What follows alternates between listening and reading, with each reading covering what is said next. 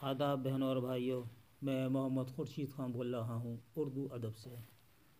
دوستو، آپ دیکھ رہے ہیں اپنا من پسند چینل اردو ادب۔ آج ہم آپ کے لیے لے کر حاضر ہوئے ہیں اردو کے خطوط کے مجموعے، یعنی اردو خطوط نگاری۔ دوستو، اردو خطوط نگاری میں سب سے اہم نام آتا ہے مرزا اسد اللہ خان غالب کا۔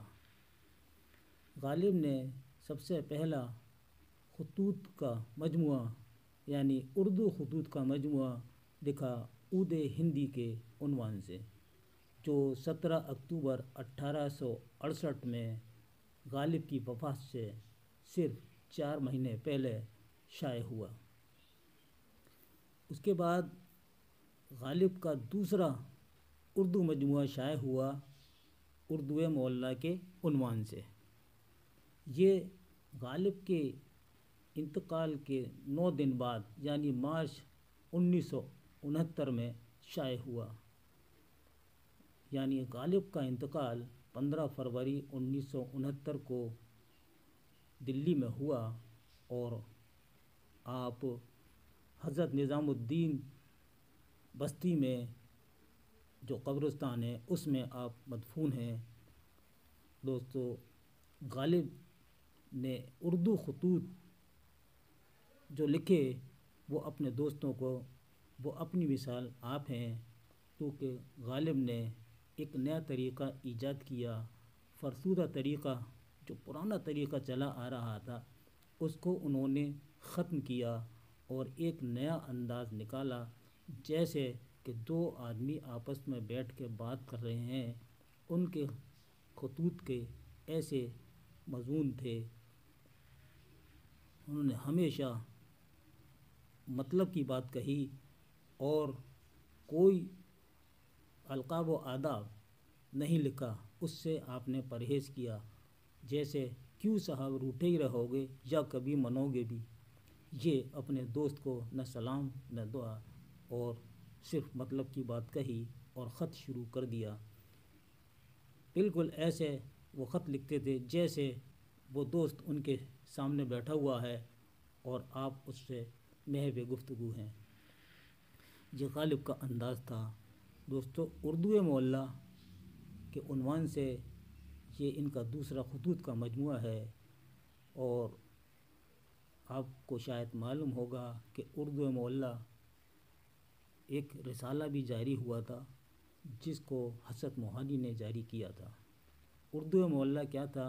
اردو معلیٰ یہ بادشاہی یعنی شاہی دربار سے وابستہ جو زبان تھی، اردو معلیٰ کہی جاتی تھی، جو شاہی دربار میں بولی جاتی تھی، وہ اردو معلیٰ زبان کہی جاتی تھی۔ اس کے بعد آتے ہیں ابوالکلام آزاد۔ ابوالکلام آزاد غبار خاطر ان کے خطوط کا مجموعہ ہے، اور یہ خطوط انہوں نے حبیب الرحمن خان شیروانی کے نام لکھے۔ ابوالکلام آزاد ہندوستان کے پہلے وزیر تعلیم تھے۔ ابوالکلام آزاد نے دوسرے خطوط کا مجموعہ کاروان خیال لکھا، اس کے بعد نقش آزاد بھی لکھا اور تبرکات آزاد بھی لکھا۔ فراق گورکھپوری کے خطوط کا مجموعہ ہے من آنم۔ فیض احمد فیض، صلیبیں میرے دریچے میں، اس عنوان سے آپ نے اپنے خطوط کے مجموعہ شائع کیا۔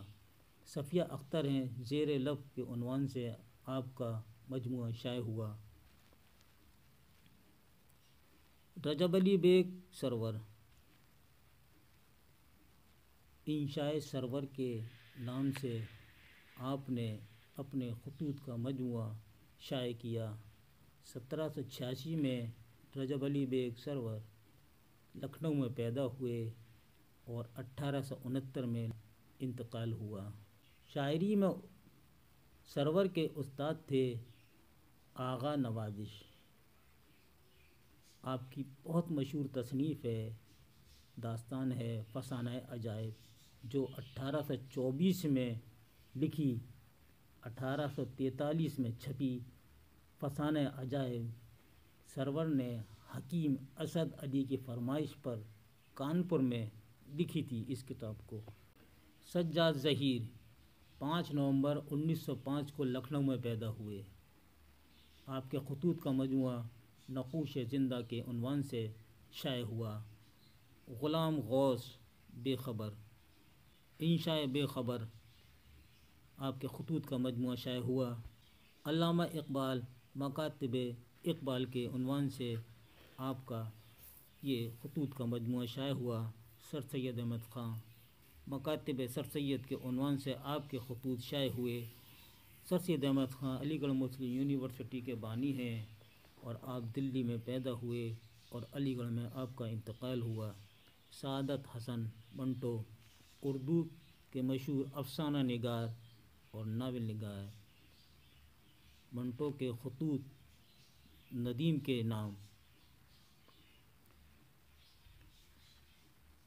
مولوی عبدالحق آپ کا خطوط کا مجموعہ مکتوب عبدالحق کے نام سے شائع ہوا۔ الطاف حسین حالی مکاتب حالی کے عنوان سے شائع ہوا اور پطرس بخاری کے خطوط کا مجموعہ پطرس کے خطوط کے نام سے شائع ہوا۔ پطرس اردو کے مشہور مزاح نگار ہیں۔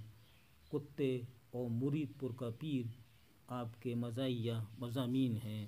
دوستو، یہ تھا ہمارا اردو خطوط کے مجموعوں پر ایک مختصر ویڈیو۔ امید ہے یہ آپ کے بہت ہی کام آئے گا۔ اس میں سے آپ نوٹس بنا لیجیے گا۔